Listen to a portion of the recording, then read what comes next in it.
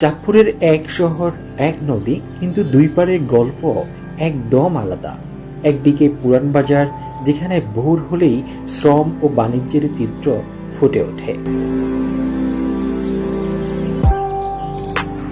এটি যে চাঁদপুরের শত বছরের ব্যবসা বাণিজ্যের অন্যতম কেন্দ্র, যেখানে একসময় বাণিজ্যিক জাহাজ, পালতোলা নৌকার সারি সারি ভিড় জমত, যেখানে ঘাটের ধারে বসত বণিকদের হাট। পুরান বাজারে আজও পুরনো দোকানগুলো দাঁড়িয়ে আছে সময়ের সাক্ষী হয়ে।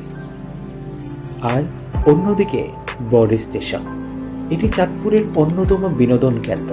বিকেলের সময় যখন সূর্য মেঘনার জলে লালচে আভা ফেলে, তখন এখানে আসে মানুষের ঢল। কেউ নদীর ধারে বসে গল্প করে, কেউ বা ঘুরে বেড়ায়, আবার কেউ কেউ হারিয়ে যায় চায়ের কাপে চুমুক দিতে দিতে।